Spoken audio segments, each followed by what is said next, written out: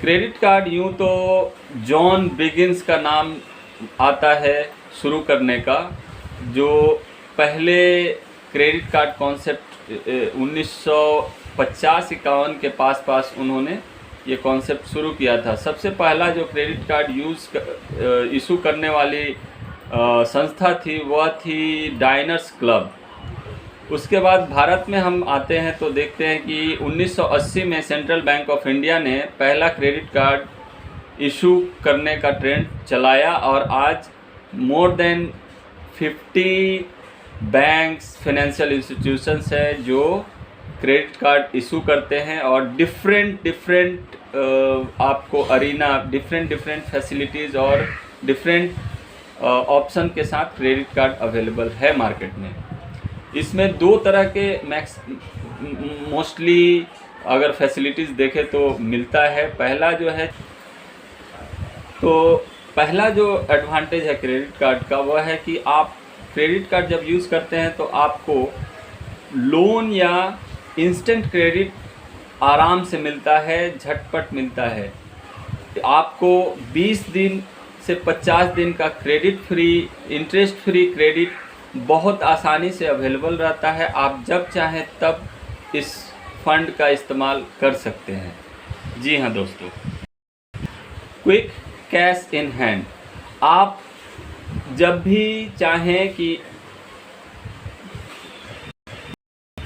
जी हाँ दोस्तों, quick cash in hand. आप क्रेडिट लिमिट के अंदर चाहें जितना पैसा, जितनी बार उठाएं, जितने का खर्च करें, ये आपके हाथों में रहता है। अगर कोई भी आपकी फाइनेंशियल ज़रूरत हो, आपके पास पैसा कहीं से उधार लेना नहीं पड़ता है, आपको फटाफट ये फंड अवेलेबल रहता है।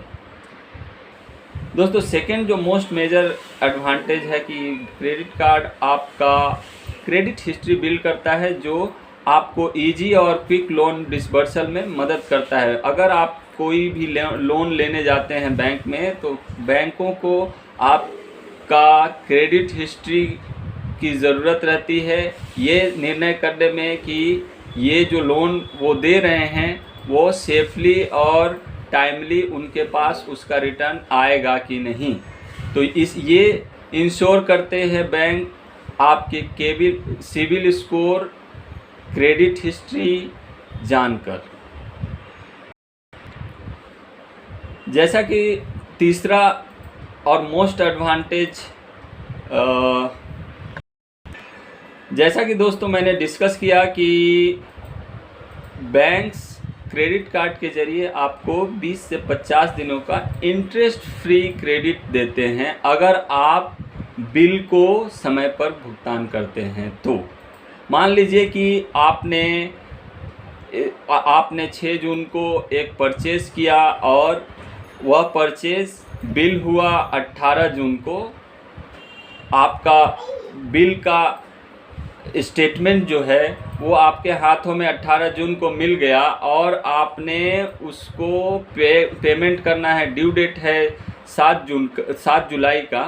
तो अगर आपने उस पेमेंट को 7 जुलाई तक कर दिया तो वही पेमेंट आपका इंटरेस्ट फ्री रहता है। लेकिन अगर आप वो मिस करते हैं तो भारी भरकम नुकसान हो जाता है इंटरेस्ट और लेट पेमेंट फ़ी के ज़रिए।